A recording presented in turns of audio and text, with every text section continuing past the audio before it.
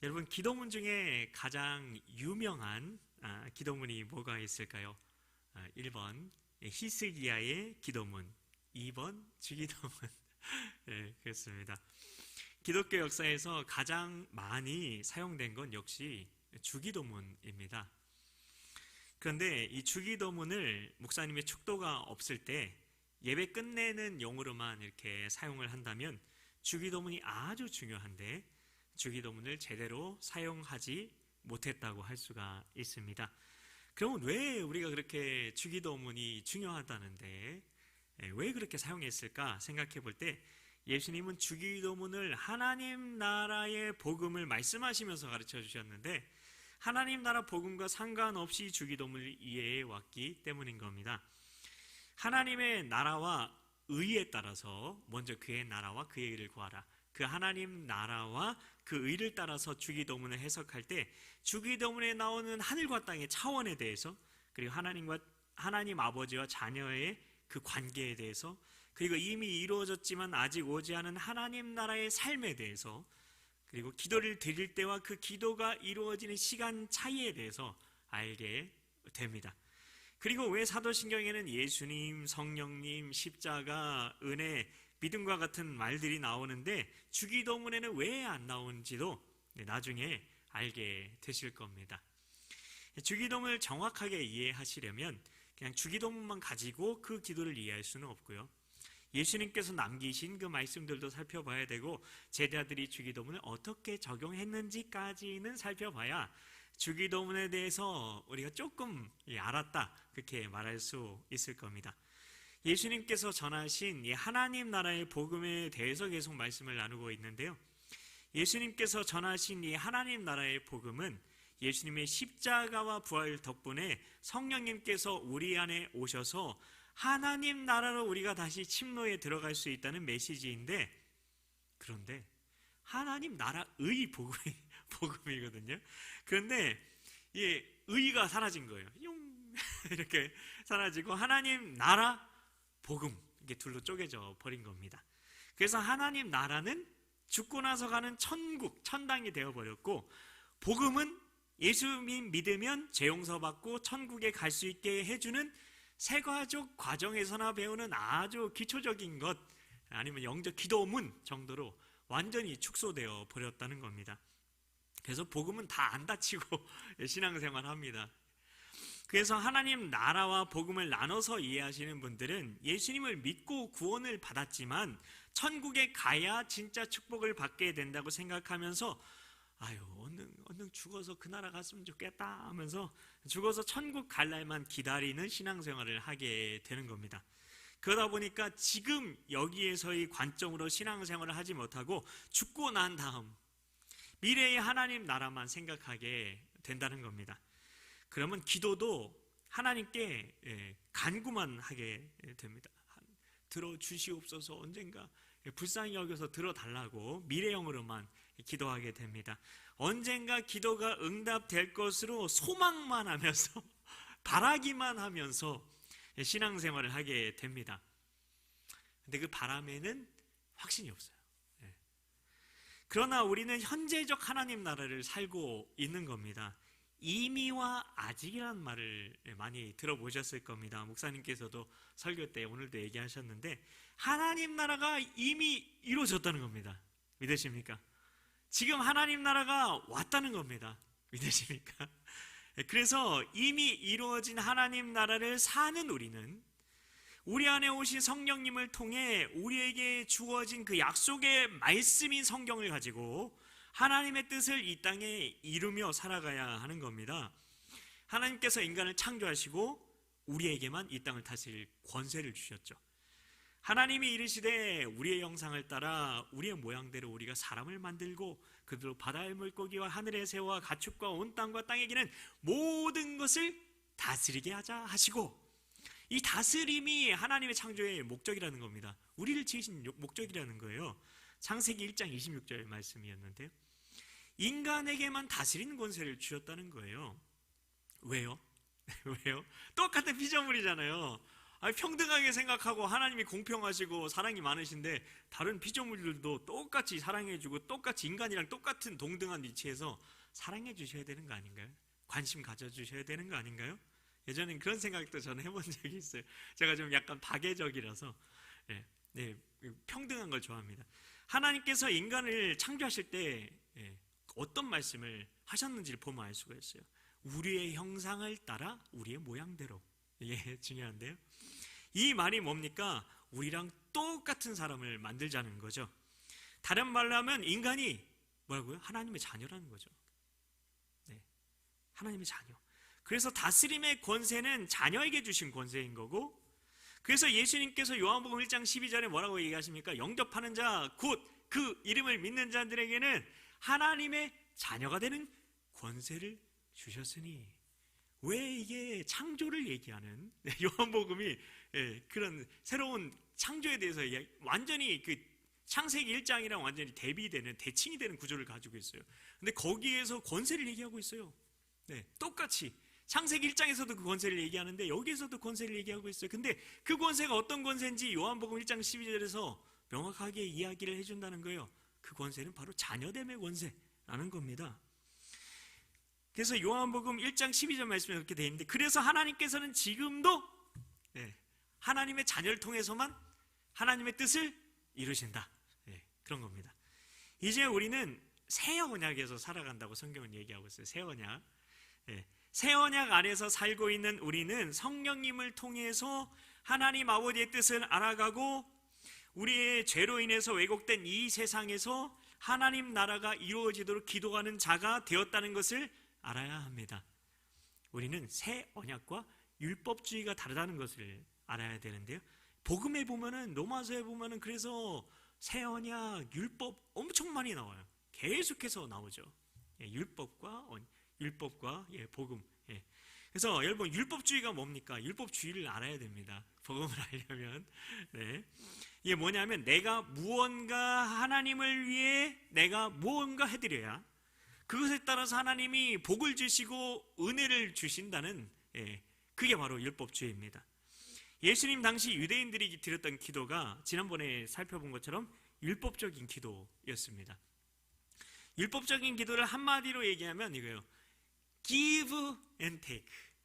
주었으니 주십시오. 주었으니 내놓으십시오. 그런 거죠. 하나님 제가 드렸잖아요. 그러니까 주세요. 하는 겁니다. 이게 바로 율법주의입니다. 내가 이런 종교 행위를 했으니까 보상해 달라는 겁니다. 그러나 이제는 그런 기도가 아니라 내가 하나님의 나라로 침노해서 하나님의 뜻이 이 땅 가운데 이루어지게 하는 새 언약의 기도를 드려야 한다는 겁니다. 그게 바로 어떤 기도다? 주기도문이라는 것입니다. 우리가 주기도문을 제대로 이해하기 위해서 우리가 알아야 될 게 있는데 바로 주기도문의 시제입니다. 시제. 주기도문을 고대 그리스어로 보면요, 뭐 대단한 건 아닙니다. 신약 성경이 고대 그리스어로 써져 있거든요. 자, 거기에 보면은 당신의 나라가 임하시오며 당신의 뜻이 이루어지니이다 라고 첫 부분에 나오는데, 여기 보면 임하시오며 라는 이 말, 이 부분 뭐 그냥 한국말로 볼 때는 뭐 별거 아닌 것 같아요. 근데 이게 시제가 뭐냐면 단순 과거 명령형입니다. 단순 과거 명령형. 단순 과거 명령형. 어려워하실 거 없어요. 명령형이니까 명령하는 거다 생각하시면 되는데요. 근데 단순 과거라고 말씀을 드렸잖아요. 그러니까 단순 과거, 단순하게 과거라는 건가 보다, 이렇게 생각할 수 있는데요. 고대 그리스어의 명령형은 영어에서처럼 현재와 과거를 말하는 게 아닙니다. 행동을 반복해서 하느냐 아니면 한 번에 끝내느냐, 이걸 말해 주는 겁니다. 그러면 퀴즈입니다. 1번 현재형은 반복적인 동작이다. 2번 과거형은 한 번에 끝나는 동작이다. 네, 그렇습니다. 과거형은 한 번에 끝나는 동작이다. 과거형은 한 번에 끝나는 행동인 겁니다. 주기도문에 이 시제가 쓰였다는 겁니다. 왜 그랬을까요? 뜻이 하늘에서 이룬 것 같이 이 말씀 하나 떠올리시면 이해가 팍 되실 겁니다. 하나님의 뜻이 완전히 단번에 완성되었다는 겁니다. 그래서 성경에 보면 단번에 들어가셨다 그런 말 많이 나오잖아요. 네, 그게 그겁니다. 그래서 과거, 현재, 미래까지 다 포함하는 겁니다. 그래서 하나님 나라는 이미 임했고 지금도 임하고 있고 앞으로 완성될 것임을 말해주는 겁니다. 그리고 우리가 또 알아야 될 것은 주기도문이 그럼 언제 이루어지느냐? 예, 그것도 궁금한데요. 예수님께서 가르쳐주신 주기도문은 예수님께 제자들이 좀 가르쳐주세요. 우리도 기도를 배우고 싶어요 라고 부탁하면서 이렇게 예수님이 가르쳐주신 기도다 이렇게 말씀을 드렸는데요. 그러니 그냥 와서 하도 가르쳐달라고 조르니까 생각나는 대로 그냥 입에서 나오는 대로 그냥 생각나는 대로 즉흥적으로 만들어서 해주신 기도일까요? 아니면 예수님께서 하나님 아버지께 매일 드리던 기도였을까요? 그렇죠. 바로 그겁니다. 바로 그거예요. 예수님께서 진짜 드리시던 그 기도를 제자들에게 가르쳐 주신 겁니다. 성경 속에서 예수님이 오시기 전에 하나님 나라를 진짜 완전하게 살았던 사람이 있었나요? 없습니다. 단 한 사람도 없습니다. 다윗도 그렇지 못했고요. 모세도 그렇지 못했습니다. 그래서 예수님만 하나님 나라를 사신 분이었던 겁니다. 그래서 예수님만 그 나라의 복음, 하나님 나라의 복음을 전해주실 수 있었던 거고 그 나라의 삶이 어떤 것인지 가르쳐주시고 보여주실 수가 있었던 겁니다. 아무도 그 나라를 살아본 적이 없고 아무도 그 나라에 들어가 본 적이 없기 때문에요. 그렇게 하시려고 예수님께서는 주기도문을 배워서 하나님 나라의 기도를 통해 우리가 하나님과 만나고 우리를 통해 하나님의 뜻을 이루시고 하나님이시지만 예수님께서 마귀와의 전쟁에서 승리를 거두시고 하나님께 영광을 돌리신 겁니다. 그렇기 때문에 주기도문 없이 하나님과 만나고 주기도문 없이 하나님의 뜻을 이루고 주기도문을 모르고 마귀와 싸워 이기고 주기도문을 모르고 하나님께 영광을 돌리는 것은 어려울 수가 있다는 겁니다. 심지어 불가능할 수도 있어요. 당시 유대인들이 했던 율법적인 기도와 예수님의 가르쳐주신 주기도는 너무나 달랐습니다. 그래서 제자들은 예수님께 기도를 가르쳐달라고 요청했던 거고 예수님께서는 제자들에게 자신이 매일 하던 그 기도를 가르쳐 주신 겁니다. 그런데 제자들은 그때만 해도 하나님의 뜻을 이루는 그 기도를 할 수가 없었어요. 성경에 여러분 그 복음서에 제자들이 주기도문 하는 내용이 나오나요?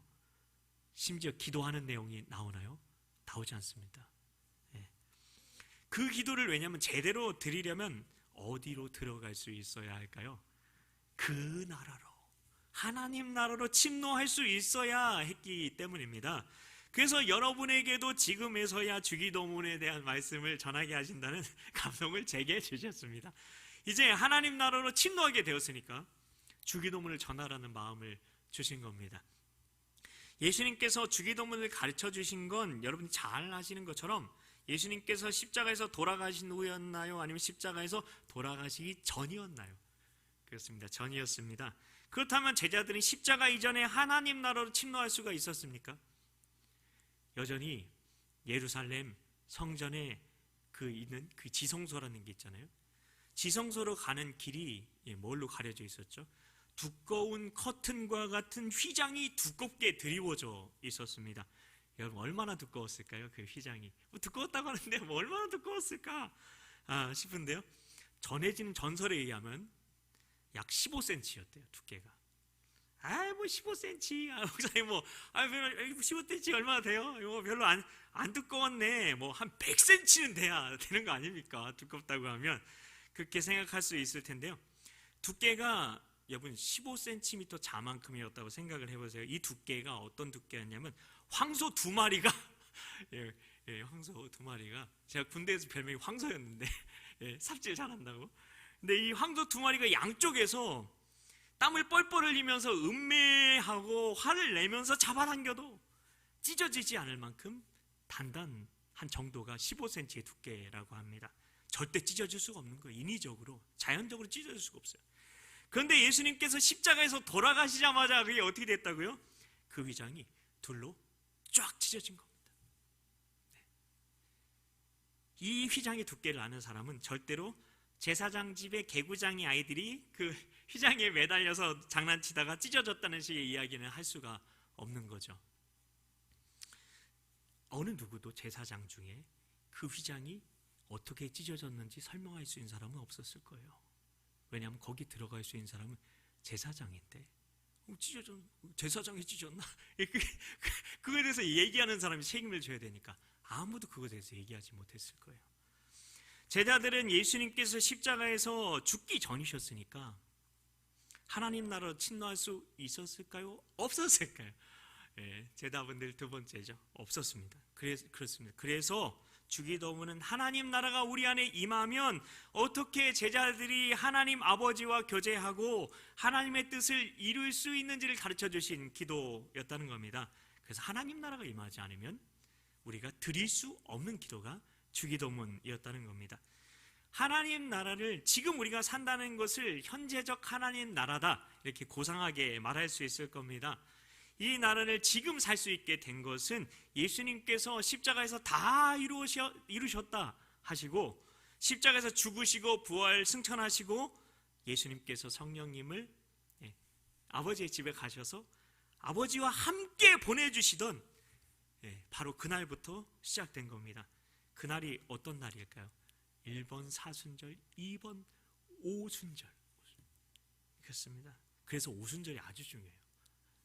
이때부터 하나님 나라가 시작됐거든요. 그래서 오순절 이후를 살고 있는 우리 모두는 복음이신 예수님 덕분에 하나님의 자녀가 됐죠. 또한 예수님의 제자로 사는 자들인 거죠. 여러분 중에 나는 제자까지는 싫어요. 그냥 난 성도할래요. 하시는 분들도 계실 텐데요. 나중에 그래서 이게 결혼하시고 나서도 나는 집사까지만 하고 아니면 권찰까지, 집사 밑에가 권찰이잖아요. 권찰까지만 하고 좀 부담 없는 권찰까지만 하고 이게 권사나 안수 집사나 장로 같은 거는 안 하고 싶습니다. 적당히 거리두기하고 신앙생활하고 싶습니다. 이야기하시는 분들도 계실 수 있는데요. 근데 예수님께서 우리에게 남기신 가장 큰 명령이 뭡니까? 복음 전하는 거잖아요. 근데 그때 하신 말씀이 있어요. 마태복음 28장 19절에 있는데요.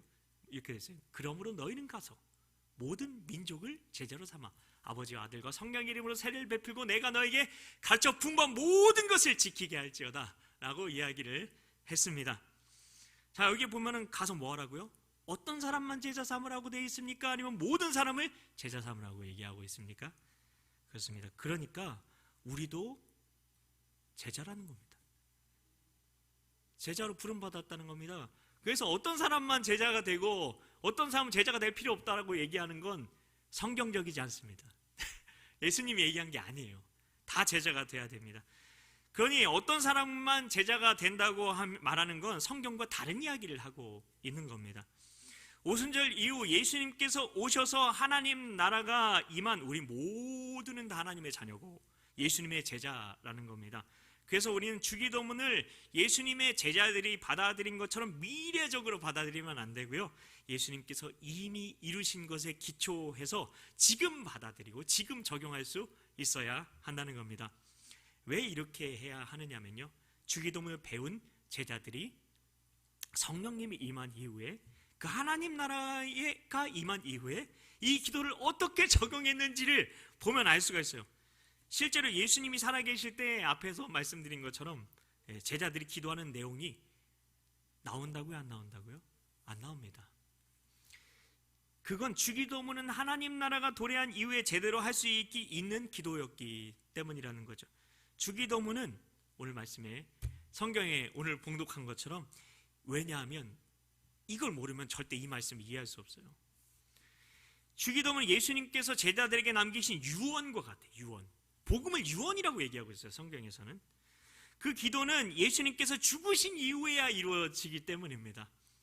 그래서 이 말씀이 있는 거예요. 오늘 우리가 봉독한 말씀. 이로 말미암아 그는 뭐라고요? 옛 언약이에요? 새 언약이에요? 새 언약의 중보자시네. 새 언약.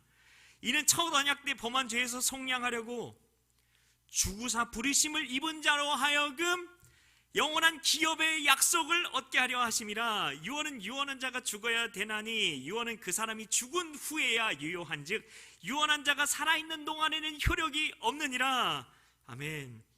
주기도문은 앞으로 제자들에게 일어날 일 두 가지. 하나님 나라가 임하는 것, 그리고 하나님의 자녀가 되는 것을 이미 일어난 일이라 치고, 일어났다 치고, 그 일이 일어날 때 어떻게 예수님처럼 기도할 수 있는지를 가르쳐 주신 겁니다. 하나님의 자녀가 될 제자들이 그 당시에, 제자들은 자녀가 되지 않았죠. 그 당시엔 자녀가 아니었어요. 자녀가. 왜냐하면 성령으로 거듭나야 하나님의 자녀가 되잖아요. 근데 요한복음 7장 49절을 보세요. 뭐라고 되어 있냐면, 이는 그를 믿는 자들이 받은이 아니라 받을 성령을 가리켜 말씀하신 것이라. 예수께서 아직 영광을 받지 못하신 고로 성령의 아들 아직 저들에게 계시지 아니하시더라. 아멘. 예수님이 영광을 받아야, 그 영광이 뭐예요? 십자가 부활의 영광이죠. 그리고 승천의 영광이죠. 그래야지만 성령이 우리 안에 계실 수 있는 거예요. 그래서 어떤 사람은 이렇게도 설교를 해요. 근데 그거 아니에요. 뭐냐면 예수님이 후 할 때 성령 받았다고. 아닙니다. 그렇지 않습니다. 예수님이 십자가에 죽으시고 부활하시고 승천을 하셔서 성령을 보내주신 거죠. 그거 성경적이지 않아요. 그래서 아직 제자들은 성령님이 오시지 못해서 거듭나지 못했어요. 거듭나지 못했어요. 성령이 안 계셔서 하나님 자녀가 된 게 아니죠. 근데 앞으로 예수님께서 부활하시고 승천하신 이후에, 그리고 성령님을 아버지와 예수님이 함께 보낸 거예요. 이게 성경적이에요.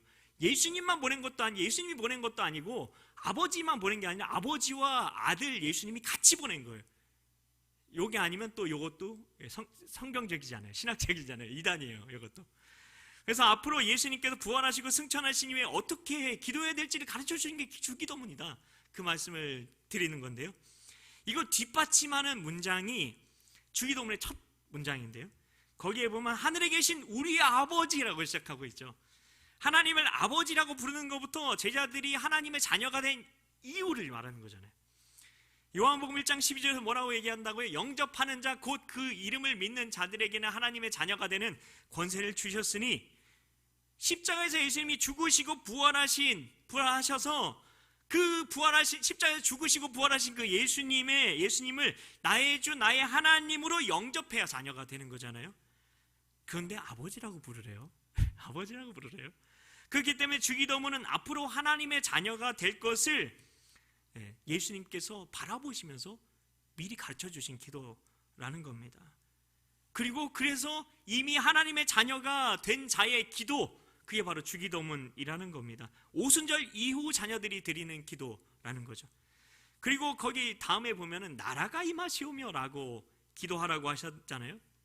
근데 거기 보면 그냥 우리가 생각하면 하나님 나라랑 생각 안 하고 그냥 이 말씀 그대로 보면 아직 오지 않은 하나님 나라가 오게 해주세요. 미래적인 하나님 나라, 우리 죽어서 가게 되는 그 하나님 나라 오게 해주세요 라고 하는 그 기도처럼 보이잖아요. 근데 그렇지 않습니다. 예수님께서 가르쳐 주신 주기도문은 이미 하나님의 통치가 임했다고 치고, 하나님 나라가 임했다고 치고 가르쳐 주신 기도입니다. 나라가 임하시오며 라는 것은 예수님의 부활과 승천, 그리고 성령님의 오심으로 인해 하나님 나라가 임했으니까 우리 삶에 하나님 나라가 구체적으로 임하도록 기도하라는 기도라는 기도문이라는 것입니다. 하나님의 약속의 말씀이 다 성취되었기에 그 말씀을 우리가 누리기 위해서 그 약속이 내 삶에 되게 하는 바로 그 기도가 주기도문이라고 가르쳐 주는 것입니다. 위에서 살펴본 말씀처럼 예수님께서 돌아가셨잖아요. 돌아가셨기에 그 유언이 하나님의 자녀에게 집행되어야 하는 겁니다. 그런데 우리는 어떻습니까? 예수님이 돌아가셨고 이제 그 유언이 집행이 돼야 되는데, 근데 우리는 어떻습니까? 이런 것에 대해서 제대로 모르시는 분은 하나님 나라의 복음에 대해서 알지 못해서 하나님의 자녀에게 가르쳐 주신 문을 여는 그 열쇠가 없어서 그 문 안으로 들어가지를 못합니다. 하나님 나라로 침노하지 못합니다. 늘 나 같은 죄인 하면서 부끄럽고, 나 같은 게 뭐 아버지께 뭘 구하고, 나 같은 게 응답받을 수 있어, 그런 생각으로 살아갑니다. 그리고 여기 분명히 오늘 본문에 보세요. 이게 그 나라를 상속한다는 거예요. 하나님 나라를 상속받는다는 거예요.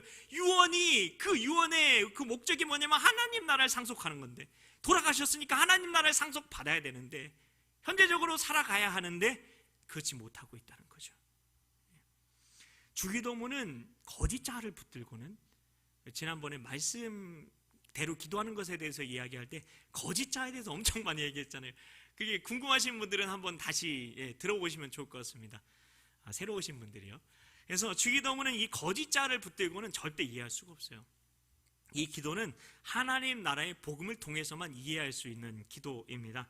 그래서 주기도문의 내용은 내가 하나님의 말씀을 지켜서 내가 하나님께 축복받기 위해 사용하는 기도가 아니라 이미 내 안에 성령님을 통해 함께 하시는 주님께서 십자가에서 다 이루신 그 약속들을 누리게 하는 기도라는 것을 깨달아야 한다는 것입니다.